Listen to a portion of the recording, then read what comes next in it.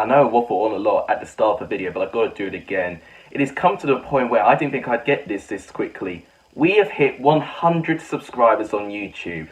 I am amazed. I'm starstruck that it's happened this soon. I'm surprised it didn't take a whole championship season to get there.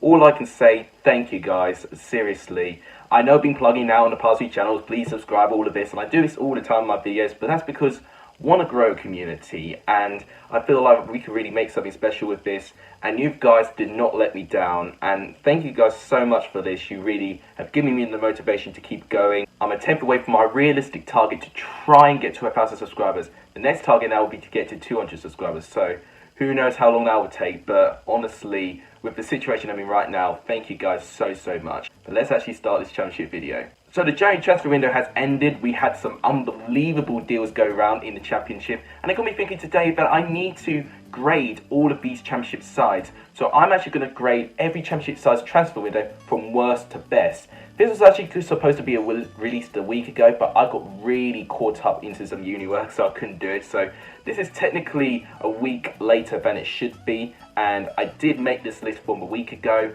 I've not made any changes, but as always, this is always my opinion, and that's not necessarily the right answer. What I'm interested in is your opinion. Who do you think has had the worst and the best transfer window? And please let me know in the comments down below, what do you think of your club's January transfer window? Did they get every player that they could have got? Let me know what you think in the comments. As always, if you like what you see, and I know I've just talked about a subscribe account, but if you do like this video, please make sure you do give it a like. It is massively appreciated. Please subscribe if you haven't done, or if you're new around here, it would be fantastically appreciated, as you can tell. And please share this channel to as many championship fans as you can. I really think we can start something here. All of that would be fantastically appreciated. But without any further ado, let's start ranking these teams. So, the team I think who had the worst January transfer window, I'm picking Luton Town to have the worst January transfer window. For me, they didn't really improve it. They got 3 key signings in. Nuno came from Leeds, who I don't think is championship quality at best. Peter Kioso from Hartlepool, I've heard stuff about him. He could be decent, but we don't know what he'll be like in the championship. The biggest signing I think was getting Cameron Carter-Vickers, obviously spending the first half of the season at Stoke, but this was at the time where Stoke were in freefall and were really conceding a load of goals and being poor defensively. If he's going to be the right answer to fix Luton's defence that's been really leaky pretty much the whole season, I don't think that's the case. I think they could have been a little bit more ambitious. Luton needed a lot more quality in terms of their defence and their attack if they wanted to have any chance of to survive. So the fact that they missed out, I'm going to say they're the worst window. So the team with 23rd, the second worst January transfer window, I'm going to say is Blackburn Rovers. Because literally the only player they've got in was Charlie Mulgrew, who was on loan at Wigan for the first half of the season. Did very well when Blackburn were down in League One. Not had the same impact in terms of the championship. I feel with Blackburn, they could have really boosted their playoff hopes if they could get more players in. They also had a fantastic win against Hull in midweek. They needed to improve the squad depth of the squad, and if they did, I think Blackburn could have been a real good contender for the top 6. I think now they'll just miss out. And in terms of my mid-season predictions, I'm going to release them next week. But for me, I just can't see Blackburn getting into the playoffs, and I feel like it would have been an opportunity missed, but you can't undermine the great work that Tony Mowbray has done, and probably it was a message saying that he's happy with the squad he's got, but when Dak was injured, Blackburn really struggled there, so that is why I think they had the second worst transfer window. So coming up next for me is Wigan Athletic. I don't think they have had a particularly strong window either. The biggest signing I think they made was Kieran Dow, and he could be a good signing. There was glimpses of him showing great quality when he was on loan with Nottingham Forest. He spent the first half of his season at Derby County where he didn't really get any game time under Philip Cocu. He just basically didn't have his chance at all. I think he's doing okay. He got an assist on his debut for Wigan. He could be an answer for trying to improve Wigan offensively. And so far, Wigan have been in an alright run of form since he's come in. So it could be a positive signing, but for me, I think they needed much more than that. I think defensively, they're a little bit light. They have let a few players go. Charlie Mulgrew, they let go, who I think at times was really good for Wigan as well. It's a risky move, I think. Wigan needed to get a lot more players, and I understand why they didn't with the financial restrictions that they have, but in terms of quality, I think they could have been a little bit more ambitious. Coming out 21st place, I'm putting Queen's Park Rangers. The only key signing they brought in for me was Jack Clark, and I saw his performance for Queen's Park Rangers when they played against Cardiff in the FA Cup, and he was really out of his depth, really giving the ball away so many times and being very, very careless. In terms of their outgoings, they had lost Nahki Wells as well, their top goal scorer. They didn't really have a lot of power and control into it. Burnley recalled him, and of course Burnley sold him to a championship rival. Middlesbrough Rangers were put in a very unfortunate scenario with Nahki Wells. They have lost Tony Neisler as well, who's gone to FC Köln in the Bundesliga. And they've also lost Matt Smith to a championship rival in Charlton. The reason that Middlesbrough Rangers are down there is because I feel like their squad has gone worse. That's the only reason why that they're this low. Because Jack Clark could be a positive signing, even though he's not really shone yet.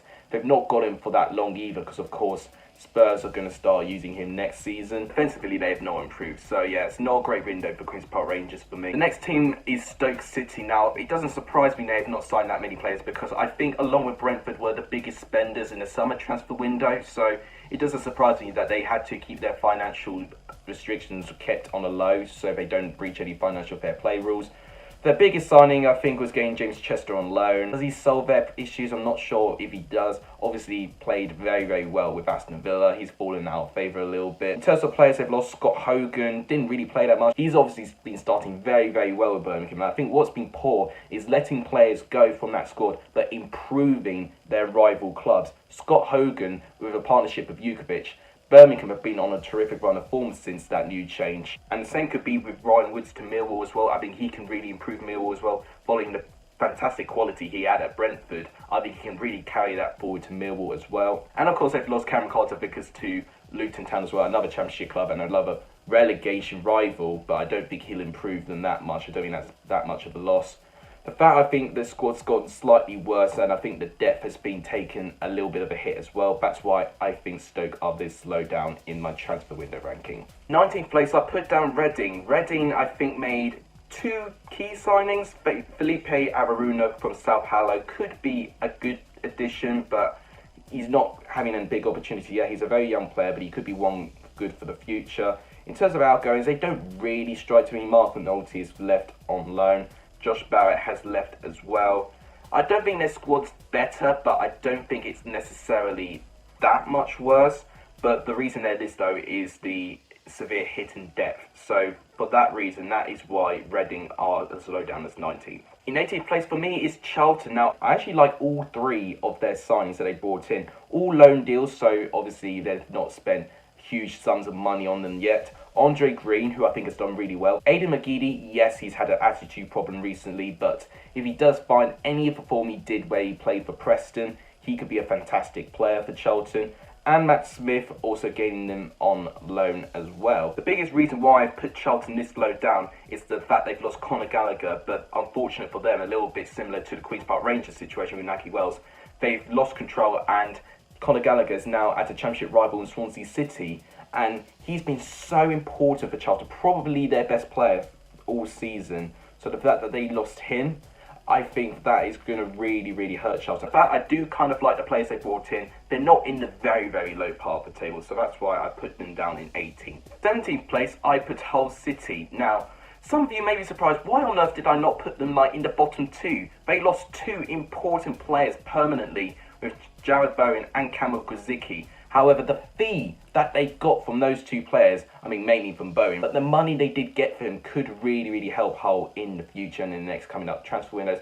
And actually with the players they brought in, I actually think they're okay. I think Herbie Kane could be a good starting player for Hull. Marcus Maddison has been one of the League One playmakers this season. I think he could be a really good signing and at least could potentially step into one of the big outgoings in Bowen and Grzycki. And Malik Wilkes has come in on loan from Barnsley, already scoring his first goal for Hull City against Reading. The fact that he actually brought those three players in, and I think they can add something to this Hull squad and can add some bit of stability with the big void that they're going to have losing Grzycki and Bowen.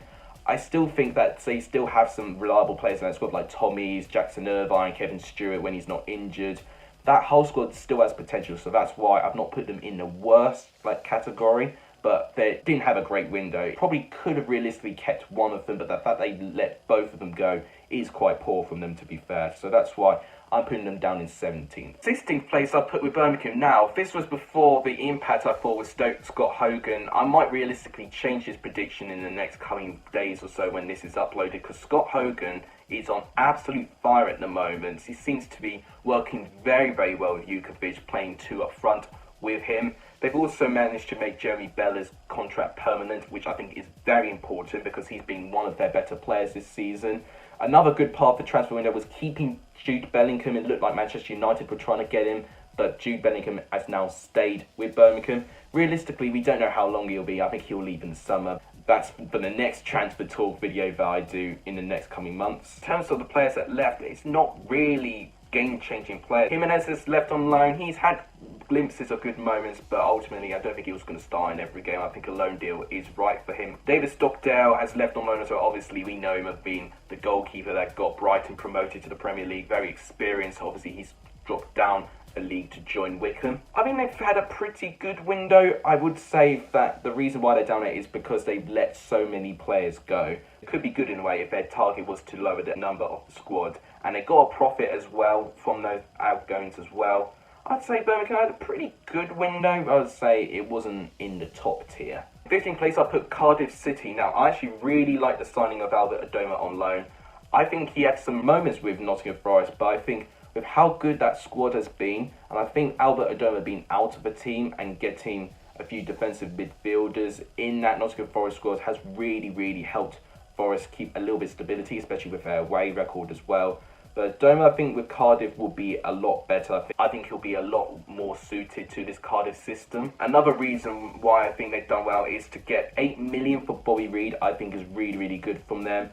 Considering how poor he was in the Premier League, to get a sum of nearly 10 million for Bobby Reid, I think is really good. If Cardiff were to have a better window, I'd say they needed to bring more players in, but they got a good amount of money from that window, and they got a decent-ish player in as well, so their squad is not too depleted. So I'd say Cardiff had the 15th best transfer window. So in 14th place on my transfer window list is Sheffield Wednesday. They made 3 signings, 2 of them really do stick out for me, and that's their 2 loan signings of Alessio Da Cruz, played with Parma in Serie A, and Connor Wickham, who's joined from Crystal Palace, obviously previously playing at Sheffield Wednesday. Their outgoings are not that significant. I believe the only player that they lost was actually Jordan Forniley, but I actually really like those 2 loan signings that have come in as well. Connor Wickham has started a few games. We've also got in Josh Windass as well, I must point out as well, and he's already scored on his debut. So those 2 signings could really be a positive effect for Sheffield Wednesday, not being in a really strong run of form in the moment. They're great. I think they could have tried to maybe sell a player that would give them a little bit of profit and maybe get more players in. But apart from that, I say Sheffield Wednesday didn't make too many mistakes in this transfer window, so that's why I'm putting them in 14th. Now, from this team onwards, I think that's where we've seen teams that have done pretty well with this January transfer window. In 13th place for me is Brentford. Likewise with Stoke, I didn't expect them to spend too much money following how much they did sign on players. They signed so many players in summer Brentford, but they spent the money really wisely and they're really rising high up the table. The big signing, I think, was getting Halil Desrologlu from Sparta Rotterdam in the Eredivisie, spending over £2.7 million for him. I don't think he'll be a regular player, but I think he could be a good backup option in case one of the 3 of the BMW will get injured. He could do well. He looks pretty lively, but he's not really scored yet. I think once he gets his first goal, I think he'll be alive, up and running, and full of confidence. So the fact they've kept all that squad there, they've signed a new contract with their manager as well, Thomas Run, up to 2023. I think that is another great bit of business they've done in January as well. I say Brentford did done pretty well. Not great that they didn't really manage to gain a positive net spend in the window. They got minus 2.7 million, obviously, because they didn't let anyone go. But if the players can step up and get them to the Premier League, they wouldn't care all that much with that. So the 12th best window, I think this specifies this team perfectly, Preston North End. Now, the one big signing Preston have made is Scott Sinclair. He's not scored that many. He scored once already for Preston, which was against his former club, Swansea.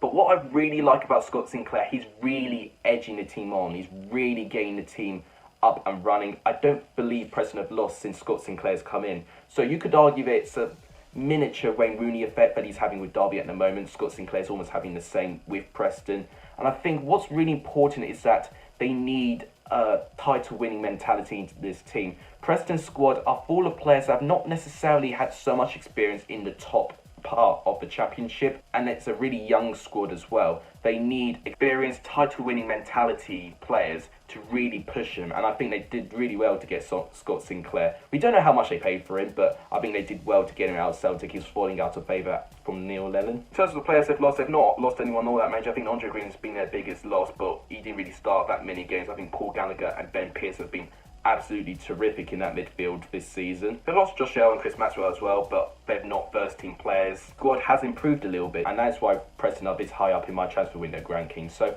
I say Preston did pretty well in this January transfer window. Now in 11th place, now a lot of people are saying that they had one of the better windows, but I'm going to disagree a little bit. I'm going to put Leeds United in 11th. Now I do like the signing of Jean-Kevin Augustin. I'm not underrating his quality at all. I think he's a fantastic striker, a load of potential, very skillful for what I've seen of him. My problem is he's going to have so much pressure playing at the top level of the game. If he can't deliver straight away with Leeds, he could really affect his confidence. They did well to get a striker that could fill in for Bamford, but it's almost no point. I think the thing is with Marcelo Bielsa, the biggest trait he has so much loyalty in his first squad that he has. He's not really that prepared to change a lot of things. So if Jean-Kevin Augustin doesn't start that many games, it's almost a waste of trying to get him here in the first place. They've also got Ian Poveda as well, as youngster from Manchester City, who I think can have a load of potential, and I wish he starts in more games as well. And they also got Elliot Caprile, who's the Kiev Verona goalkeeper from Serie B. Another reason why I put them this low is that losing Eddie Nketiah in that way, I think is going to be a big loss. At times he's been quite important. I think back to the Barnsley game when he was very important. A few cup competitions, he's been very important also. Jack Clark they lost as well, and to a championship rival in Queen's Park Rangers as well. They've lost Union O'Kane to Luton, which I think the only negative of that is that they've lost him to a championship rival club as well. They lost a lot of players, Leeds United. I don't think it's improved that much. I would say that they've definitely got better quality players in, but is it going to improve the whole squad? I'm not too sure, but I think with the calibre of players they did bring in and the ambition, I can't really fault that. But I think they did miss on quite a lot of targets, and for that's why I'm putting Leeds down 11th. But feel free to disagree with me in the comments. This was the most difficult side to grade, but I'm putting Derby County in 10th place. I think with the impact that Wayne Rooney has had on that squad, they deserve at least top 10. Even though he's been their only signing, and they made him in the summer as well, so technically it could be a summer signing, but he couldn't start till January, so I'm going to count it as a January signing. They've lost a few players as well. They lost Jordan Mitchell, they've lost Max Hunt as well, and they've lost Mason Bennett as well to Millwall, which actually quite surprised me at the time. Here and Dow, so quite a few goodish championship players, but I would say with the impact that Wayne Rooney has had, by not giving the most energy, the knowledge he has, the range of passing, just absolutely incredible. I think at the moment, I'm going to put Derby in 10th place, but I'm willing to change it. 9th place, I put Middlesbrough. Now, they brought quite a few players in. I think Jonathan Woodgate made it very clear that he's not happy with the situation of the squad. So he made a couple of signings very early on to try and change that. They brought on Lucas Lemaitre, and he also put on Patrick Roberts. I think Roberts in particular has done really well to step up. I've seen little bits of him now and again, but not really delivering to his full potential, but I think he could really do that with Middlesbrough and get some really good interest in the summer if he carries on. So got Howard McCudie. Now, yes, he did score that own goal in the midweek game against Wigan, which he'll be feeling very unfortunate about.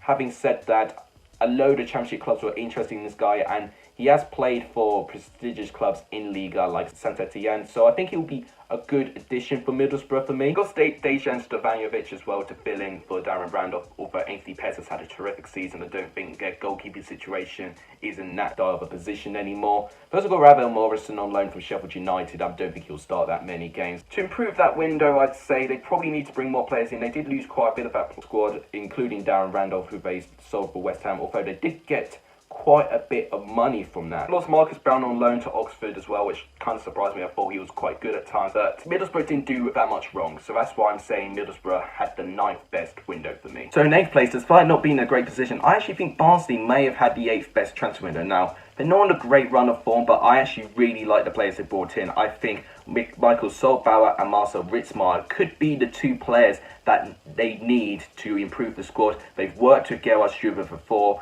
and I think they have added quality in those positions. And in terms of their outgoings, they've not lost anyone that's going to really affect them. Malik Wilkes is probably going to be the biggest outgoing, but he wasn't starting. falling into the fantastic form of Collie Woodrow and Connor Chaplin this season. They've also lost Jordan Green and they've lost Toby Civic to Hearts. Honestly, the things that will improve Barnsley's window is that if they got more players in, because I think they needed to sign as many players that they could to try and get to survive. And the fact they are in this position and they have made a really big intent and a load of ambition to try and survive, that's why I'm putting Barnsley in a really high position. But as I said, I did make this list last week, so I may be tempted to probably put Barnsley a little bit lower down, but I'll stick to my point and say they've had the 8th best transfer window. 7th place for me is Nottingham Forest. It could even be the position that they finished this season, knowing how open this league is.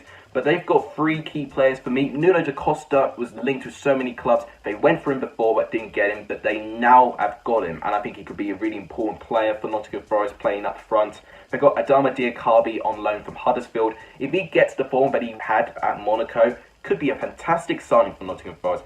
And they got Gaten Bong from Brighton as well for a fullback position. Obviously, could potentially fill in the position of losing Robinson. As I said, they did lose Jack Robinson to Sheffield United. They have lost quite a few players. Albert Adoma to Cardiff, as I previously mentioned. Costel Pantinimon on loan, obviously, who had a fantastic season last season, but Bryce Samber's done fantastic this season. So I don't think the squad's been worse in a way. I think it's gone better, and I think the squad was already really good, so I don't think it needed that much changing. And the fact that Forest have made an intent to try and improve it, I'm going to say Nottingham Forest had the 7th best window. 6th place, I picked Millwall. Now, I actually really like what they've done there. They've not lost that many players. They've lost Tom Elliott to Salford City and they've lost Jason McCarthy. But I actually really like the ingoings they've got. They've got Mason Bennett on loan for Derby. That's going to hurt Derby, but really help them. They managed to get Ryan Woods from Stoke. That's going to hurt Stoke, but that's going to help them. They also got Luke Steele on loan from Nottingham Forest. Going to hurt Nottingham Forest, but will help Millwall. So they've really done well, hurting their opponents, but really strengthening them and gaining an advantage on that. Another fantastic bit of business was also making Bartosz Białkowski's contract for Millwall permanent.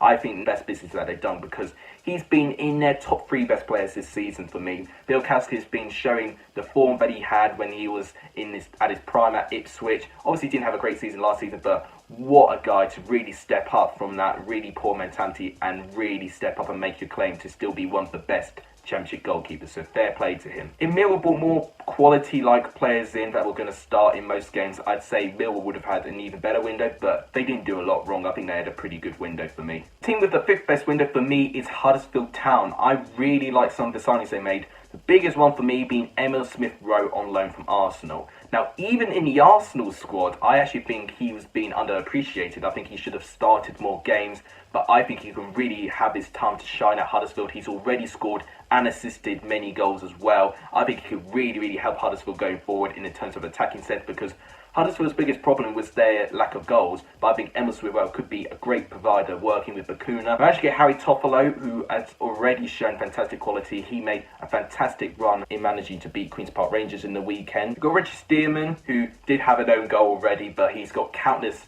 Championship experience with Sheffield United. He'll be very important in terms of getting the squad together and getting them to win every game. I really like the signing of Jonas Lossell as well. I think he could be a fantastic keeper returning to Huddersfield. They've lost quite a few players. They've lost Aaron Moy, but they did well to get the money they got from him, $5 million. I think that's a little bit of a bargain for them. The lost Terence can go to Fulham, which I think is a little bit poor, losing them to a Championship club. But I think it was almost inevitable that Fulham were going to go for someone with the risk of losing Joe Bryan. Also Isaac Mbenza as well, who just wasn't starting enough. With Huddersfield being in a pretty good run of form at the moment, their signings have been a huge contribution to that. So that's why Huddersfield have had the 5th best window. 4th place is Swansea. Now, I know Swansea are not in a great run of form, and I did make this list when Swansea were playing really well, but I actually still really like the 3 signings they've made. Conor Gallagher, I think, will be fantastic. He's not scored for Swansea yet, but I think he's really putting some attacking threat into that side. Ryan Brewster, one of the most talked about youngsters, I think will do really well. He scored a couple of goals already for Swansea. And I think Mark Guehi as well. I think a lot of people are sleeping on this guy, but I've seen him play for Chelsea. I think he'll be a great signing. I know he's already made 1 error leading to goal, but I think that's just him trying to adapt to the new surroundings. There's also a few players they have lost. Borja Baston, which actually did kind of surprise me, but I had noticed recently he just wasn't getting enough game time, but he's joined the Premier League side Aston Villa, where I think he could have a little bit of a chance for in the long-term injury of Wesley. Lost Sam Sarge as well to Bournemouth, which I think was inevitable. I think Bournemouth would have needed his quality to try and help Bournemouth survive into the Premier League. And we've lost a couple of players as well, but I actually think Swansea have done pretty well in this transfer window. I really like the signings they've made. They haven't lost anyone that's going to really signify the squad, and if they lost anyone big, they replaced them with arguably someone better. So I think Swansea have done really, really well in this window, and for me have had the fourth best window. Now the top three was so difficult to decide. Third place for me is Bristol City. I do really like the signings they've made. I think all three of them could really have a good effect onto the squad. I really like Nahki Wells, obviously, being the top goal scorer for Queen's Park Rangers at the moment. I think he'll be a fantastic replacement for Afobe, who's still out injured.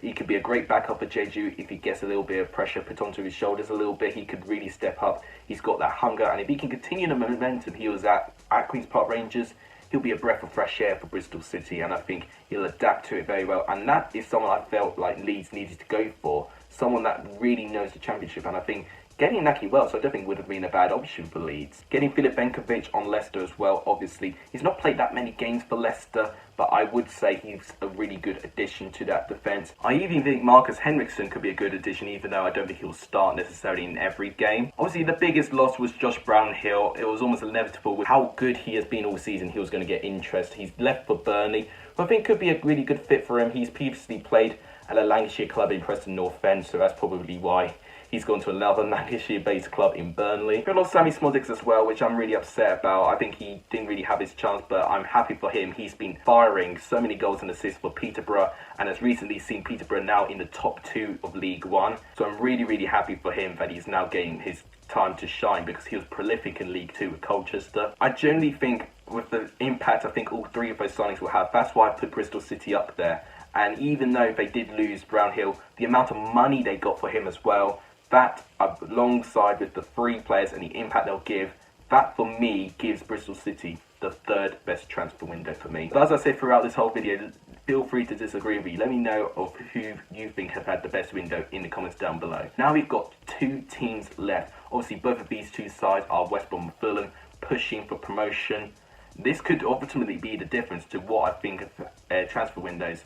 For me, the second best transfer window goes to Fulham. Now they lost over £23 million in this transfer window, but they almost needed to in a way. They needed to make the loan signings that they got permanent. They got Cavallero and Bobby Reid on permanent contracts with Milcevic. They didn't manage to get Knockhart on a permanent contract, but they could always try again if Fulham get promoted to the Premier League. I really like the signing of Michael Hector. I think he's had a fantastic start, and he's almost showing the form that he could have shown at Chelsea, so I'm really happy for him that he's getting the opportunity at another West London-based club. I even like Jordan Archer. I don't think he'll start many games, but I think he's a highly rated keeper. And Terence Kongola, I think he's a good backup option for Joe Bryant. Lost Ibrahima Cisse, which I don't think is a massive loss for them. He wasn't going to start many games. Only thing that could have improved the window for them is that if Fulham do not get promoted, they could heavily regret the amount of money they managed to spend. But if they do get promoted, this would be the best bit of business they've done in the whole window. So the only thing I would say is that they could have probably improved the values of those two players a little bit better, but